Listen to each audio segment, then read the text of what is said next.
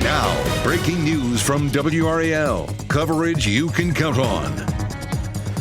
Right now, we are following several breaking news stories this morning. First, 3 people found dead in a home in Cary. This morning, we are learning the names and ages of the people who died. Plus, an Amber Alert was issued around midnight. The 2 girls who are missing out of Haywood County in the western part of our state, and the man authorities believe they are with. Also, a school bus driver accused of breaking a 3-year-old's leg. The charges she faces as she makes her first court appearance in Wake County today. And we're starting off with a mix of sun and clouds, but later this afternoon, we'll see a few showers that roll through. I'll show you what time and who has the best chance of seeing rain later today. It is already a busy Tuesday morning as we continue to follow all those breaking news stories. Thanks for waking up with us. I'm Renee Chu. And I'm Jeff Hogan. Yeah, a lot of developments overnight to get people caught up to speed on as you get our Tuesday started here. Elizabeth Gardner gets us going here in our WRAL Severe Weather Center right now. It is pretty comfortable out there right now. It feels great out there right now, and we're not going to see rain until much later this afternoon, so it's not going to be an issue for the morning commute. We're looking at partly cloudy skies right now with a comfortable 52 degrees, and we're going to be, looking at 52 for an afternoon high a little later in the week. But again, mostly clear this morning. You can see the tower lit there in blue to signify the mostly clear to partly cloudy conditions. We're looking at 40s and 50s heading out the door. 44 in Southern Pines, 46 in Clinton, 45 Roxborough, 52 degrees right here around the triangle. Hour by hour, temperatures will climb up to around 67 at lunchtime and low 70s this afternoon like we saw yesterday. But by mid to late afternoon, we start to see more cloud cover and we'll have the chance of a few isolated showers, especially in our southern counties this afternoon. Then some rain overnight and for part of the day Wednesday. Yesterday, we had a level 1 risk for tomorrow. That has been dropped, but we will talk about the timeline for tomorrow's rain and the wind and cold that comes with it. Breaking news this morning, an Amber Alert is active for 2 girls missing from the western part of our state. This has been active since about midnight. Authorities in Haywood County are looking for 12-year-old Eliza Rose and 3-year-old Kinley Stepp. They were taken from Waynesville. Authorities believe they may be with Jacob Grant Aaron Stepp. Jacob Stepp, 46 years old, has brown hair, green eyes, tattoos on both shoulders. He may be driving a white Dodge Challenger with black racing stripes. It has the NC tag number KMC 5951. If you have any information about this, you should call 911. 3 people were found dead inside a home in Cary. 2 of them were just 19 years old. This was the scene from Sky 5 on Smokemont Drive yesterday as police investigated for more than 8 hours. WRAL's Kelsey Coffey joins us live from Cary. And Kelsey, police did say late last night there is no threat to the community. Yes, Renee, we just received that new information from police overnight, and 2 of those people were 19 years old. So this morning, Cary police are just working to piece together what happened, and we're asking them now if those people were connected. But let's take you straight to video now so you can see that scene that was active for more than 8 hours yesterday. Police released the names of the people who were found dead. 54-year-old Erica Holton, 19-year-old Xavier Holton, and 19-year-old Amina Guy. Sky 5 flew over the scene as officers investigated, and that Cary home was cornered off with crime scene tape with 2 cars still in that driveway. So we're still working to find out what led up to this, but police say there is no threat to the public. Kelsey Coffey, WRAL News, live in Cary. Today, a Zebulon bus driver accused of breaking a 3-year-old's leg will make her first court appearance. Tiffany Truesdale faces a felony charge of child abuse. Investigators say it happened as she was driving the child from Durant Road Elementary to a child care center. WRAL's Laura Levine is live right now for us this morning. This happened in September. Laura, what can you tell us about it now? Jeff, good morning. Tiffany Truesdale will make her first court appearance here at the Wake County Justice Center later today. She is charged with injuring a 3-year-old child. Let's get a closer look now at her photo and a list of her charges there. You can see Truesdale was charged with intentionally inflicting serious physical injury. The court documents state that she was caring for the child as the bus driver transporting the student from Durant Elementary to a daycare when the injury occurred. Now, Truesdale works for Student Transportation of America. This is an independent transportation service. She remains in custody at this time with a $75,000 bond. Her court appearance is set for 1:30 this afternoon. Laura Levine, WRAL News, live in Raleigh. Lawmakers are returning this morning to the General Assembly. The House is expected to vote today to override Governor Cooper's veto of House Bill 10. One part of that bill will have North Carolina spend hundreds of millions of dollars more each year on private school tuition aid. Last year, the legislature voted to allow all North Carolina families to qualify for tuition vouchers for the first time. The voucher bill would help clear the current wait list. Governor Cooper says that money would be better spent on Helene relief funding. So far, lawmakers have spent more than $800 million on Helene aid. And Cooper says they need to inject billions more. A protest is happening today outside the General Assembly against the voucher bill. People who oppose the measure say it will pull funding away from public schools. And another component, Renee, of House Bill 10 focuses on immigration. It would require sheriffs to comply with requests from federal immigration agents and detain people suspected of being in this country illegally. People gathered outside the General Assembly last night in opposition to the bill. They say the bill could separate families and hurt the state's economy. This bill will cause fear, will cause distrust among the community and law enforcement, will not allow women to report domestic violence when they need to due to fear. And a vote against the immigrant community is financially ludicrous for the state of North Carolina. About 900,000 immigrants live in North Carolina. For a full breakdown on what the bill includes, you can head to WRAL.com and search NC Capital. A bicyclist died after he was hit by an SUV. Police responded to the scene around 5:30 last night on Ramsey Street in Fayetteville. Police say the man was trying to cross the street when the driver of the SUV hit him. He was taken to the hospital where he died. Police have not said if the driver will face any charges. We are working to learn the name of the bicyclist. Police in Wake Forest are searching for the person responsible for shooting at a home. This was the scene around 7 last night on North Taylor Street. Investigators say no one was injured.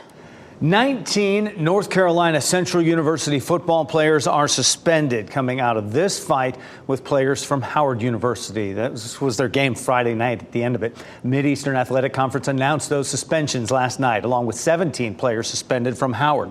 An NC Central assistant coach is also suspended out of this. All the suspensions are for one game. The NC Central players who are suspended will miss the team's final regular season game Saturday at Delaware State.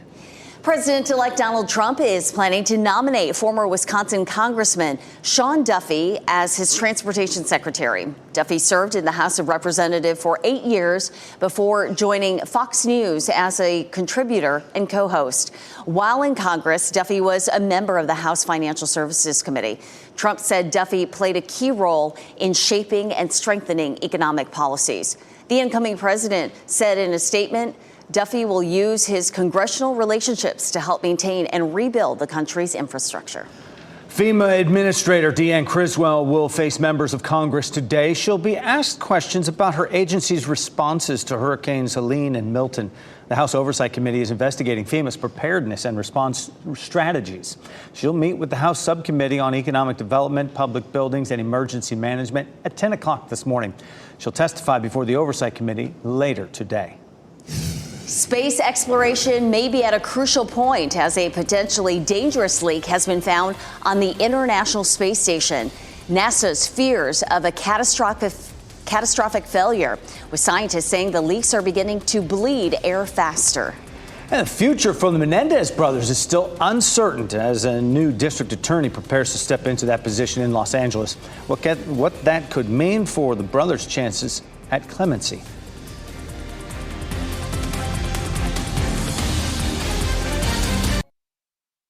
From the WRAL Severe Weather Center, North Carolina's most experienced team of meteorologists. 442, and it's a nice morning out there. We're seeing a mix of sun and clouds, 52 at Durham and Raleigh. It's 47 in Fayetteville. It'll feel a whole lot like it did yesterday when you stepped out the door. So whatever you were comfortable in yesterday should be comfortable again this morning. No rain to start with, but there may be some rain a little later on today. Some of the models show it as early as around lunchtime. So you may want to grab the umbrella as you're heading out the door, especially if you have to be out and about around lunchtime from the Triangle area southward. It's more likely in our southern counties to start with. So a pleasant start again. Temperatures in the upper 40s. 40s to low 50s. And then as we get into the afternoon, we'll see an increasing chance of some just light rain, nothing heavy, nothing terribly widespread for later today. But tomorrow we'll have a better chance. We'll walk through tomorrow's timeline for showers coming up. Elizabeth, thanks. As wildfires erupt in the Northeast because of dry conditions, firefighters in New Jersey are working to contain a new wildfire. Authorities say it erupted in Haynesville. That's about 30 minutes east of Philadelphia. So far, about 40 acres have burned, threatening at least 20 structures. No evacuations have been ordered at this time. At least 20 structures are being threatened. Authorities are investigating the cause of the fire. President-elect Donald Trump is expected to attend the SpaceX Starship launch in Texas this afternoon. The company is hoping to repeat last month's successful catch of the booster on its way back down. Trump's attendance is a sign of his close relationship with Elon Musk after the SpaceX owner donated millions to his campaign. NASA has concerns about what it calls a potentially catastrophic air leak on the International Space Station. Scientists from the U.S. say the ongoing leak was found in 2019 on a Russian module section of the ISS. While the U.S. believes this is a dangerous situation, Moscow disagrees, saying the leak is under control and the module is safe. But the advisory committee chair says NASA isn't so sure and says Russia can't prove that it's fixed. The cause of the leak is not clear, and right now the focus is on closely monitoring the module. Legal action against NC State and Monsanto over Poe Hall is expected to begin early next year. You'll recall the university shut down Poe Hall last year after tests revealed high levels of PCBs. These chemicals, once commonly used in construction, have since been linked to certain types of cancer. A group of local law firms is looking to hold NC State, the building's owner, and Monsanto, the manufacturer of the chemicals, accountable. We're just trying to hold the folks that were responsible accountable. You know, we've got hundreds of victims, some of which have even passed away already, with horrible diseases, wanting answers. The attorneys plan to file claims in several courts aiming to secure answers and compensation. We now know what caused a deadly explosion at a manufacturing facility in Louisville, Kentucky. Officials say last week's explosion was caused by a failed cooking vessel. Investigators conducted over 100 interviews. They looked at internal surveillance video leading up to the explosion. They believe that the cooking vessel likely overpressurized while it was cooking. 2 people were killed and at least 10 others were hurt in this explosion. The family of one of the victims killed has hired civil rights lawyer Ben Crump to seek justice and accountability from the plant. Lawyers for Sean Diddy Combs are accusing prosecutors of violating his rights after a recent jail cell raid. In a letter to the judge, Combs' lawyers accused prosecutors of outrageous conduct after notes from the former music mogul's jail cell were confiscated. Prosecutors disclosed the notes were obtained during a nationwide pre-planned sweep of federal prisons. They're accusing Combs of trying to tamper with witnesses from jail by making unauthorized calls from other inmates' phones. Combs is due in court Friday for a 3rd bond hearing. California Governor Gavin Newsom says he plans to wait for the incoming Los Angeles County District Attorney to take over before moving forward with the Menendez brothers case. Newsom says he will defer to the DA on the case prior to making any clemency decisions. Last month, the district attorney announced his support for the Menendez brothers' bid for clemency. The brothers were sentenced to life in prison without parole in 1996 for murdering their parents. This is a story that won't go away. Authorities in South Carolina say 6 monkeys are still on the loose. Nearly 2 weeks now after dozens escaped a medical research facility, 37 of the 43 monkeys that escaped on November 6th have been recovered. That includes 2 more that were caught Sunday. The CEO of Alpha Genesis says the monkeys are in excellent condition. Johnston County will no longer start school in early August. The board reversed a decision it made last week to change the start of the school year because it went against state law. The district is still working to implement a school calendar that allows final exams to take place before winter break.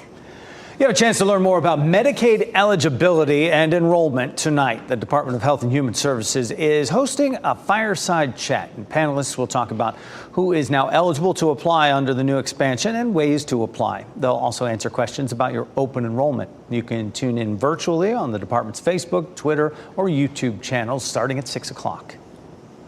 Later this week, when our temperatures get colder, you might want to be by a fire. Meteorologist Elizabeth Gardner in the WRAL Severe Weather Center with our weather headlines and how it's changing this week. For everybody who's been wanting some cold air, hey, here it comes. Not today or tomorrow. We do have a cold front that'll come through. A few scattered showers this afternoon and into the day tomorrow, and we're going to walk through that on Futurecast. But then it becomes windy and chilly. We're going to see winds gusting up to 30 miles per hour. Our overnight lows will drop into the 30s, but likely mid to upper 30s, not looking at a hard freeze. But the wind chill is going to be something when we have that wind just howling for us starting on Thursday, Friday, Saturday into the weekend. The wind chills, especially in the morning, will be well into the 30s. It's quiet out there this morning and feeling very comfortable. It's 52 degrees right now. We're seeing variably cloudy skies, some clear spots, some cloud cover kind of rolling in like we saw yesterday. Here's our front. It is crossing the Mississippi right now. There's a good bit of rain down to the south, and some of that will start to lift northward up across our area well ahead of the front that doesn't come in until tomorrow. So a few sprinkles later on this afternoon. Here's this morning at 9 a.m. And as we get closer to lunchtime, we could see a few light showers down in our southern counties. Most of us are not going to see very much rain today, but again, down to the south, we could see a few showers around the middle of the day into early afternoon. And then we're pretty quiet on through the evening. Around town today, nice and warm, 72 in Raleigh, 71 in Durham, and 73 degrees in Fayetteville. Beautiful sunset last night. It was such a pretty day. Joel Powell sent us this from Hyco Lake. And I know a lot of folks around here love to go up and visit Hyco Lake, especially in the summertime. Looking gorgeous there. Thanks for sending us that photo. We would love to see your Weather Watcher photos. Go to WRAL.com and search Weather Watchers. It'll be warm today and tomorrow. Now, tomorrow is going to be a gray day with some showers. So today is going to be really kind of the last pleasant day to be outside. And then after that, it is chilly. Our highs are in the 50s and overnight lows are in the 30s. And of course, we have the wind to go along with it. Here goes the warm air. Our low pressure system and front is going to push that out as we get into the day on Thursday, and cold air takes over, and it will be cold with wind. Take a look at this. Wednesday night, we'll see winds gusting 30 to 40 miles per hour. Thursday, 25 to 35, and that'll be the case again Friday and Saturday, 30 to 35 mile per hour gusts. That's not enough to do a lot of damage, but it is enough to feel chilly, especially with the cold temperatures that will roll in. So if you're headed to the Christmas parade, which we hope that you will, bundle up. It's going to be chilly and blustery, maybe a little bit of cloud cover as the parade begins on Saturday. And temperatures at the end of the parade are likely to be right around 50 degrees or so. So high of 56 on Saturday. A bit of a warm up on Sunday and Monday, but coming up, we're going to talk a little bit more about just how much rain we'll see with tomorrow's front. Thanks, Elizabeth. Coca-Cola is getting some heat, some backlash for its latest holiday commercial. We're going to show you the AI-generated ad that has drawn criticism from social media users. Plus, remembering the life and legacy of One Tree Hill actor Paul Teal. The tribute to him from his theater community in Wilmington.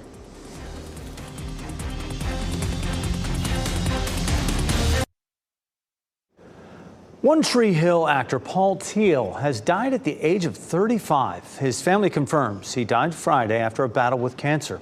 Teal was from Wilmington and was well known in the theater community there. The Opera House Theater Company posted this tribute to him.